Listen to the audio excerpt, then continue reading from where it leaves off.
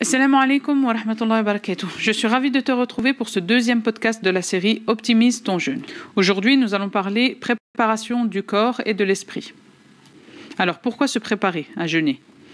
Pendant le mois de Ramadan, tout l'organisme subit de grands changements. Ces changements sont bien sûr au niveau alimentaire, donc puisqu'on fait subir à notre corps un jeûne sec, mais aussi c'est tout notre rythme de vie qui est chamboulé.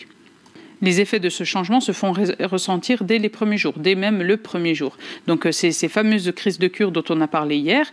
Donc pour rappel, les crises de cure sont souvent des grosses migraines, des nausées, des vertiges. Mais à cela, il faut ajouter aussi un gros état de stress, de nervosité. Et c'est dû à ce changement, mais il faut les prendre positivement. Donc comme on l'a expliqué, c'est que l'organisme réagit au jeûne positivement puisqu'il se met en crise de cure.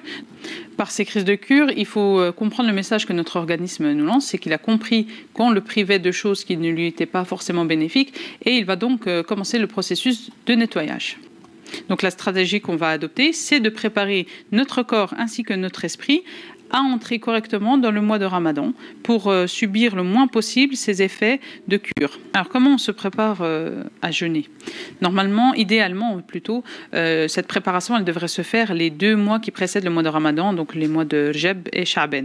Mais là, il reste encore quelques jours, c'est tout à fait jouable et faisable. Donc avec un petit peu de bonne volonté, on peut se préparer physiquement et mentalement à bien jeûner.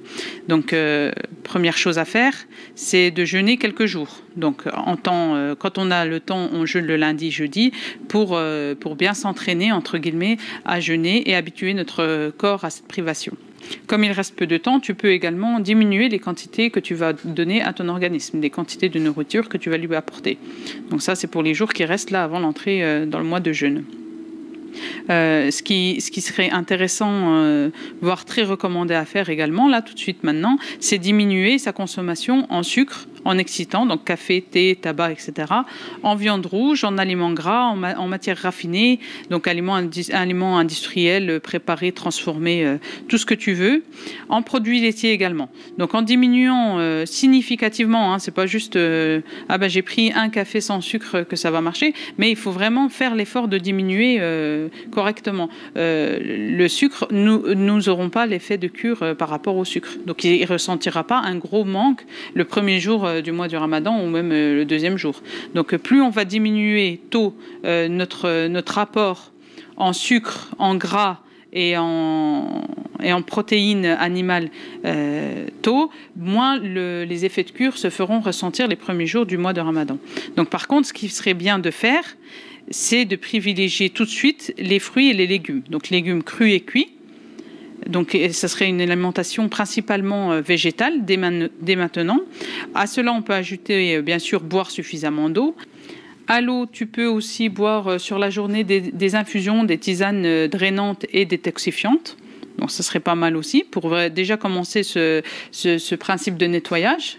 Tu peux manger des oléagineux, des céréales complètes. Donc ton corps sera plus sain à l'entrée du mois du jeûne de Ramadan. Donc en fait, il n'aura pas ce gros effet de surprise, on va dire, le premier jour de jeûne. Donc il ne faut surtout pas chercher à stocker la nourriture pour pouvoir tenir une journée de jeûne. Donc c'est pas la peine d'aller te préparer des grosses assiettes de pâtes, des grosses assiettes de riz en pensant que ça va t'aider à mieux jeûner. Non, au contraire, plus tu vas apporter de nourriture à ton corps, plus tu vas galérer les premiers jours de jeûne. Donc équilibrer ton alimentation et faire en sorte qu'elle soit la plus saine possible avant l'entrée en mois de jeûne, c'est favoriser l'optimisation des bienfaits du jeûne. C'est aussi l'assurance d'être au top de ta santé, au top de ta forme, donc tu ne seras pas fatigué du fait que tu n'auras pas de crise de cure. Tu auras le temps pour toi, tu auras le temps pour la spiritualité. Tu pourras t'organiser pour tes lectures, pour profiter en fait de tes journées de jeûne et pas seulement à être plié en deux sur ton canapé, à avoir mal à la tête ou autre. Ce qu'il serait intéressant aussi de faire, c'est de profiter de ces quelques jours qui restent, et de toute façon tu le feras aussi pendant le mois de Ramadan, c'est de faire des grandes promenades en forêt par exemple, bien t'aérer, t'oxygéner, Si tu as l'habitude de faire un autre sport, alors ne l'arrête surtout pas, même pendant le mois de Ramadan, mais on en parlera dans un autre podcast. Donc profite de cette semaine pour courir, faire du vélo, enfin je ne sais quelle activité tu as l'habitude de faire, mais ne t'arrête surtout pas en pensant que ça va te reposer pour appréhender le mois de jeûne. Maintenant, nous allons parler préparation mentale. Alors jeûner le mois de Ramadan, c'est avant tout une question d'attention. Donc niya. Donc déjà, c'est pour montrer à quel point l'esprit et le mental sont largement mis à contribution. Donc, alors, avoir l'intention sincère de jeûner en soi, c'est une préparation, bien sûr, mentale, mais il y a souvent des mais qui se rajoutent à cette positivité de l'intention de jeûner. Donc, les journées sont longues, comment je vais faire pour tenir toute la journée? Comment je vais faire pour m'occuper de mes enfants? Je ne vais jamais tenir sans boire ni manger. Les journées sont chaudes, j'ai besoin de mon eau, etc. Donc, toute cette façon de penser négative, c'est contre-productif pour le côté spirituel déjà. Si on a une intention de jeûner, on sait pertinemment qu'on en a la capacité. Si Allah nous a prescrit le jeûne, c'est qu'on en a la capacité. Et en plus, c'est contre-productif pour les bienfaits sur la santé. Donc il faut se dire que l'organisme, pour lui, le jeûne, c'est quelque chose d'inné. C'est pas quelque chose de surnaturel, entre guillemets. Donc, il sait aller piocher dans les réserves pour pas se mettre en danger. Donc, tu n'as pas d'inquiétude à avoir. Donc, la journée, l'organisme sait très bien se mettre en stand-by et comme on l'a vu, aller piocher dans les réserves pour les diminuer, ces réserves déjà, et pour s'en servir autrement et bénéfiquement. Donc, dans cette semaine-là, il faudrait que tu te concentres sur toi, tu te recentres sur toi pour apprendre à écouter ton corps et tu verras que la faim, en fait, c'est relatif. Il y a une vraie faim et une fausse faim. Une faim de, voilà, il est midi, tu as déjeuné à 6h30, 7h du matin, tu as réellement faim.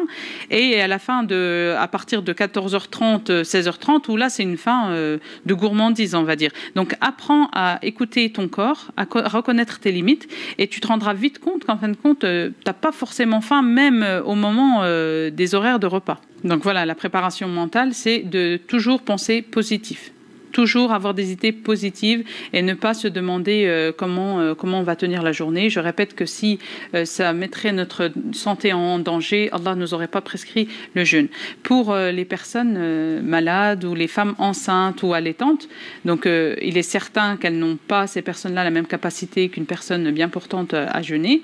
Donc ce qui est important, je le répète, c'est de consulter son médecin et de prendre un avis médical par rapport au jeûne, par rapport aux traitements en cours. Donc il y a des traitements où le médecin il trouve une solution, donc il décale les prises de médicaments.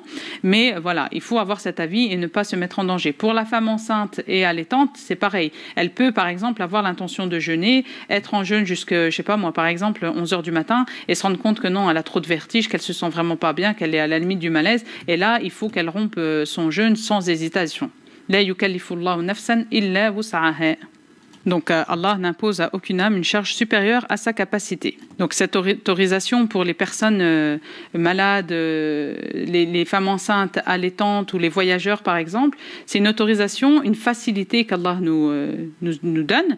Et Allah aime qu'on profite de ces facilités, donc il ne faut pas hésiter à rompre le jeûne dès qu'on sent que ça ne va pas. Donc pour résumer, comment on se prépare à entrer dans le mois de jeûne de Ramadan? On adopte une hygiène alimentaire équilibrée, saine et variée, qu'on va continuer tout le mois de Ramadan, et après aussi, de préférence, bien sûr. Et on va se préparer mentalement aussi, donc en enlevant toutes ces idées démotivantes ou déstabilisantes d'entrée de jeu là. D'accord? Donc c'est aussi simple que ça en fait. Alimentation saine et équilibrée et préparation mentale. Aussi donc une petite activité sportive à côté, ça fait pas de mal. Voilà, nous arrivons à la fin de ce podcast, de ce deuxième podcast de la série.